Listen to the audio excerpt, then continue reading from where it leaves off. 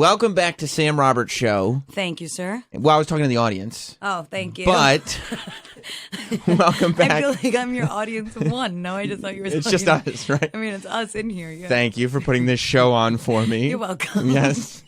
Welcome back, everybody at home or in their cars or on the internet or however you listen. No, I'm just sitting here. I'm not in my car. I don't know what you're talking about. Clearly just sitting here.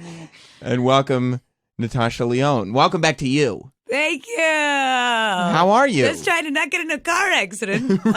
Doing fine. It must be. I would think at this point you understand how to perform without an audience directly in front of you. You would think. I would think that's all television and film is. There's always people around. Not like this. Yeah. Just cold and lonely in a radio studio. But I do tons of stuff at home alone. You do? Tons. You just perform for yourself? I actually don't. I'm glad to hear that. Yeah, I don't. I don't do a ton of dance routines or whatever. No. You know, to Prince's Diamonds and Pearls. I've never done that. Not once in my life. Why would you? Why would I? What am I? It wouldn't make any sense at this point. Yeah. You've got a whole career going on right now. You don't have to worry about Prince and the diamonds and the dancing and any of that stuff. And yet it still happens. They keep obsessing about it. Can I get the routine down? Yeah, you can do it.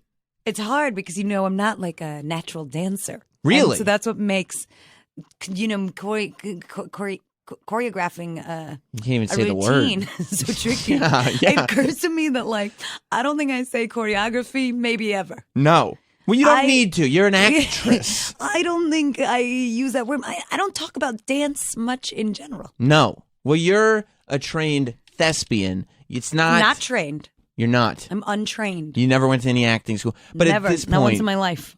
At this point, you've done enough dance to know how to act. Right. Yes. Because you act like a dancer. That's right. Mm-hmm.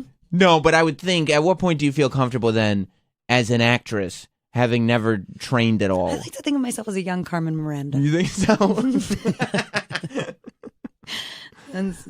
At what point? At what point what? Are I'm a good actress? Because I would assume when you first start, I guess you've been acting since you're a little kid, so it must feel natural on some level. I don't think that. I think most professional actors, yes, and unprofessional actors. What's the difference? But not sociopaths, right? Feel like after doing any acting, shit, I fucked that up. Mm-hmm. I could have done that so much better. Yeah.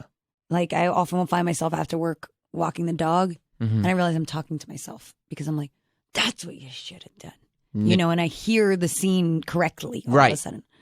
I think that is the experience for most people working, other than I think this other thing, which is very, like I'm saying, sociopathic of I'm the greatest. It's more of that's like a messianic complex, I think. Yeah, I was just having a conversation with somebody about that last night, that I've never had that thing. I almost look at people enviously who just walk into a place, they do something, usually not very well, and then they walk out thinking they're just the shit. Oh my God, I'm so great at this, and just the opportunities are going to keep rolling in for me because I don't understand it. I mean, and so I think that, don't get me wrong, I mean, I definitely have a measure of confidence. I have a lot of experience. Yeah.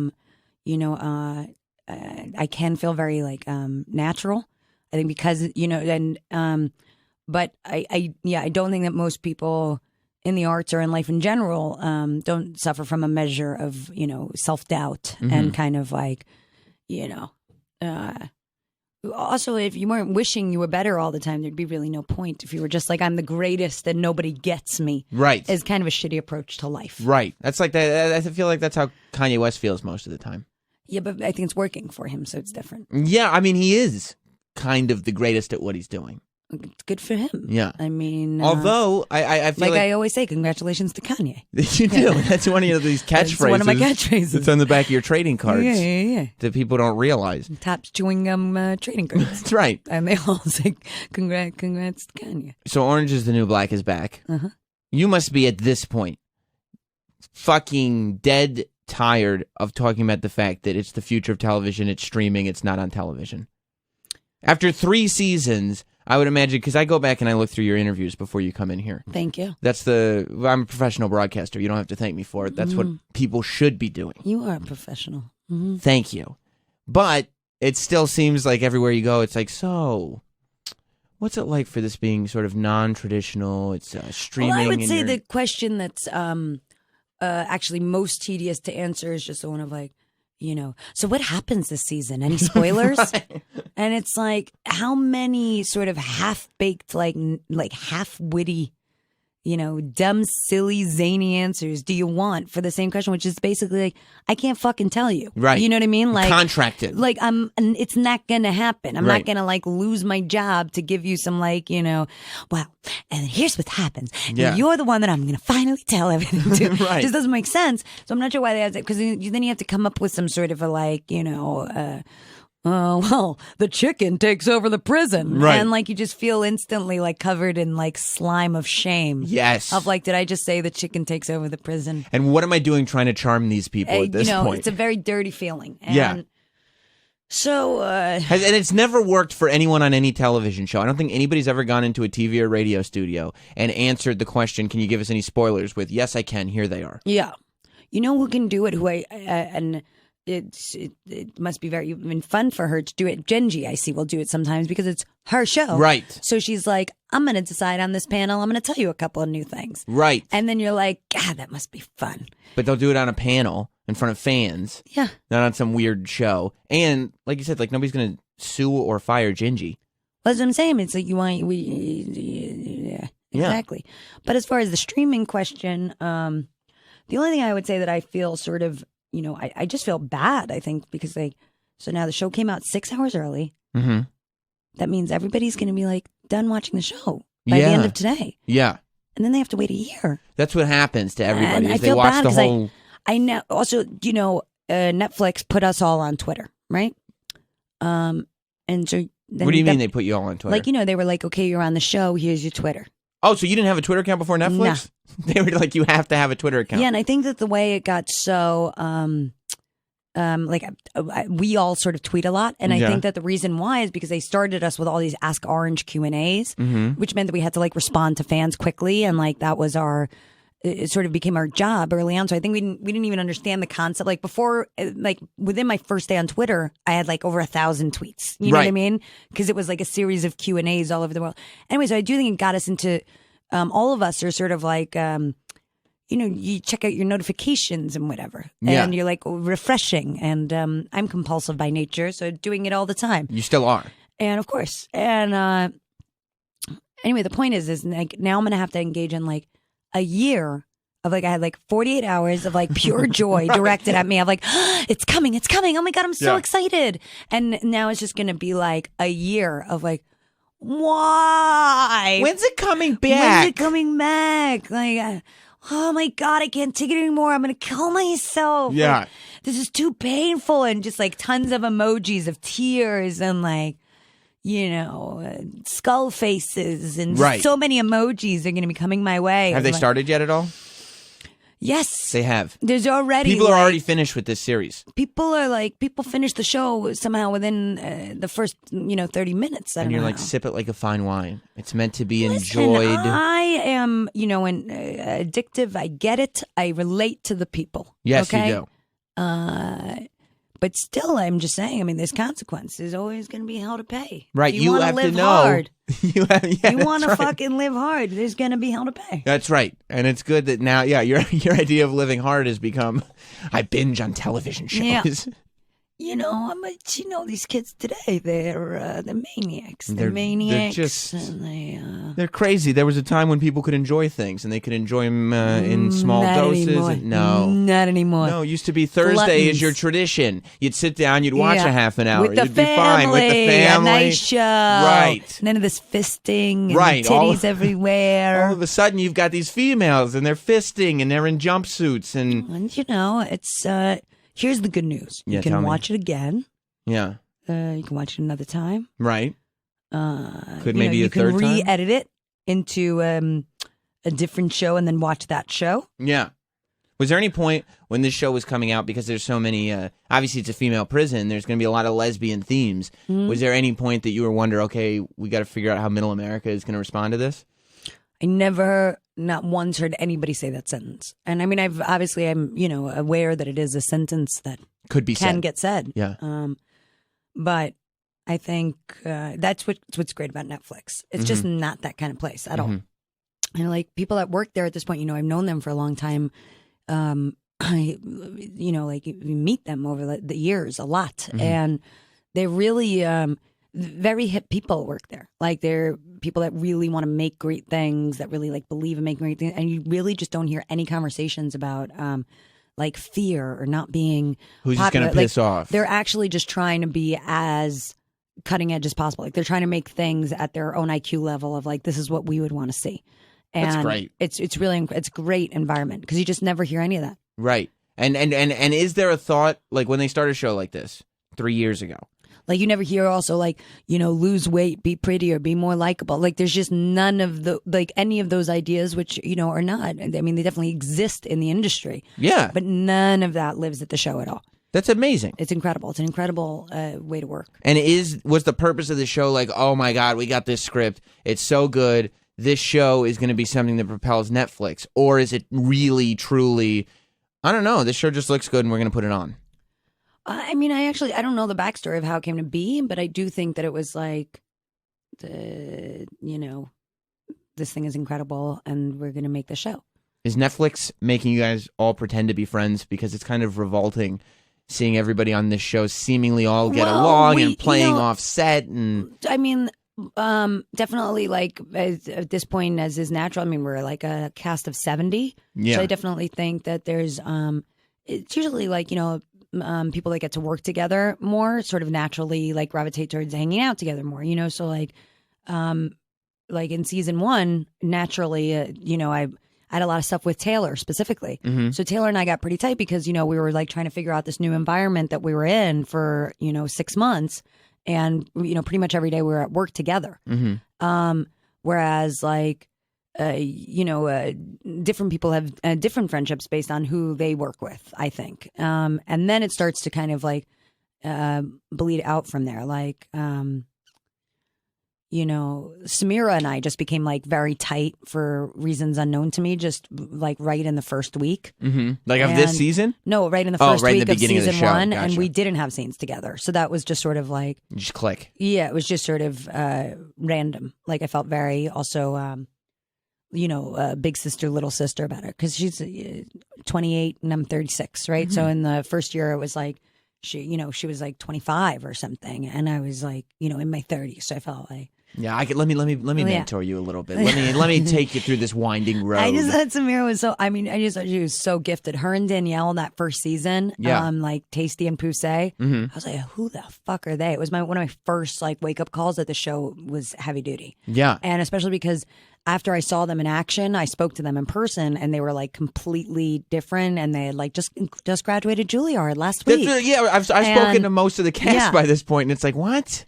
So, I definitely think there's like, but there is an overall feeling of that, we're really in support of each other. I think it's basically, there's so many one-of-a-kind type people there that there's not a lot of built-in competition because we're all so random. Like we're all so, unique in very different specific ways. And I think also it means that in our chosen profession, it hasn't always been easy for us. You know what I mean? Because most of the people on that show are other. And, I would include Taylor in that. Like, I know that Taylor is like feels like, this gorgeous traditional thing, but, she's a deep and complex person that really makes her own version of other, And so I think that we're all very feel very lucky that we're on this thing that's so great, and we feel very lucky that we kind of have a shot, and that people are responding to it so well. So I think there's a general feeling of like appreciation for what we have, Well, even Taylor, when she comes in here, I don't know if it's the way Netflix has you guys conditioned to not be afraid and just to be human beings. Yeah. But like the people on your show, and I guess a lot of Netflix people in general, but specifically when the Orange is the New Black chicks come up here, it feels much more for me like I'm talking to a human being as opposed to somebody who's very protective and very making sure that they say the right thing and push you to the network and da-da-da-da-da. Everything I say, so this is Sarah Planko, and, we rehearse at home. Like we had to, today started at 6 a.m. So we've been up since 1 a.m. running through each interview. And when you get to Sam, you start with the dance thing. Yeah. Start with the dance that thing, out in warm advance. him up. Yeah. And she was like, talk about Prince. Everybody loves Prince. And then she was like, it's just in general. Then you throw in the word fisting towards the middle. Right. To keep it poppy. Right. And he's got a lot of men listening. They're going to like when you say fisting, it's really endearing. Yeah. It really does. Last night they were like, what would Nikki Nichols bring to prison? And I was like, brass knuckles. Mm-hmm. And then Dash turned to me and she was like, for the fisting, right? And then that was fun. It was. Isn't that a nice story? I love it. So for all the gentlemen listening, I just want you to know that it's there's brass knuckle fisting. It's not just like, regular fisting, with my hand or whatever. It's like brass knuckles. It's fisting with toys. And then, and also one of those ninja stars. So it's ninja star. Yeah, it's dangerous. The star goes in first. Before the fist? Yeah, because that's how you make space. You want to cut a little space. Gotcha. In there. Watch your knuckles though. That's what the brass knuckles are for. Then the brass knuckles come in because you don't want it to get too sloppy on your actual hand. Right, you protect your fingers. So I like to put a latex glove on and then the brass knuckles over. Right. I use the throwing star to cut the space. Mm-hmm. I like it to be in a big star shape. Okay, because I think it's aesthetically pleasing. It is. Then I have to wait for it to heal a little bit. But mostly I just throw a bunch of alcohol on there, rubbing alcohol. Yeah, just pour it in, really. And hydrogen peroxide. I like to pour a ton of hydrogen peroxide. Keep it clean. Hygiene is important and then when fisting with ninja stars. Anyway, it's like, I know what guys are into. Yeah. Okay? I know that it's like, I play gay on TV. I play gay all the time. But it's not like I don't know what does it for the boys. I am, Right. I get around. Well, that's obvious. Yeah, thank you. That's quite clear. Thank you. Yeah. And I would imagine that after everything you've been through, both professionally and personally, that now that you've come out of everything, all the horrible stories and the drugs and the this and the that most of this stuff can't faze you anymore. That I would think that you're able to look at things with a little more levity and be like, you know what, none of this is as serious as maybe the younger people might think it is. Yeah, I mean, I do think it definitely has helped me to, I could in many ways care less, but then but I think a lot of that is also age. Mm-hmm. And it's less that I don't care. It's more that I think things are funny because I have perspective. Right. So things are sort of, it's ironic. That's surreal. I sort of take things more in that tone. Kind of immediately back up and realize I can immediately see sort of what's happening as opposed to why is this stuff happening to me? Yeah. I don't really see it as you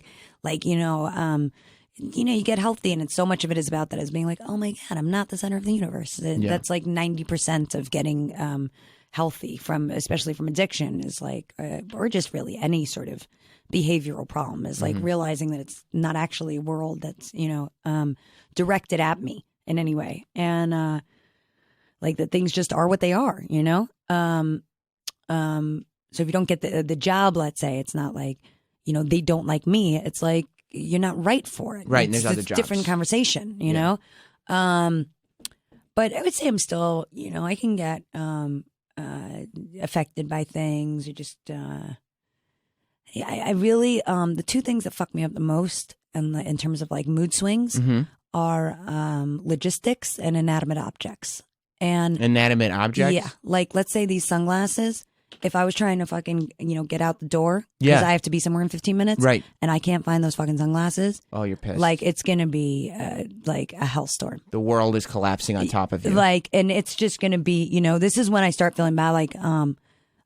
Whenever I have a boyfriend, I feel very bad for them because it's why did you steal my fucking shoes? Really? Do you know what I mean? If I'm home alone, I will figure out a way to just put on another pair of shoes. You know what I mean? I'm I can't find them. I guess I'll get another pair. If I'm there's a man in the house, I'm You fucking prick. Where did you hide them? What are you doing with a pair of ladies' shoes anyway? And you just needed fucking one? Oh, you just needed one? Fucking you? No, we're not going anywhere, are we? And like, so that's something that's been, or also like if we're trying to make a plan and you're telling me in detail about your schedule and you're like, well, I could do 6 p.m. On the 14th, but actually on the 13th, I do have something at 2. And you're expecting me to like play with you in that game. I'm like, okay, you know what?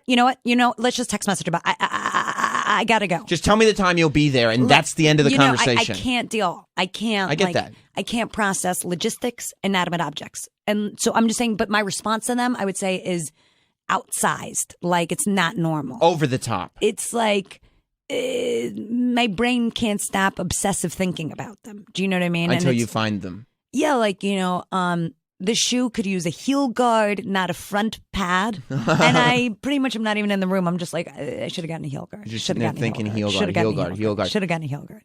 Well, ladies and gentlemen. Fascinating stuff, right? I think so. Could you believe? Could anything be more interesting? If you don't already have Netflix, you should get it. You can see Natasha Lyonne fisting everything. It's all a part of season 3. Never not fisting. It's all a part of season 3 of Orange is the New Black. The fisting years. Make sure you check it out. You can binge watch it. You can watch it once a week. You can do whatever you want. Once a month. And then you're right on time. Right. And then by the time you're done, season 4 is happening, right? Yeah. It's starting right away. Okay. So there you go. Season 4. So watch it slowly and enjoy it. Thank you, Natasha Lyonne. Thanks, Sam.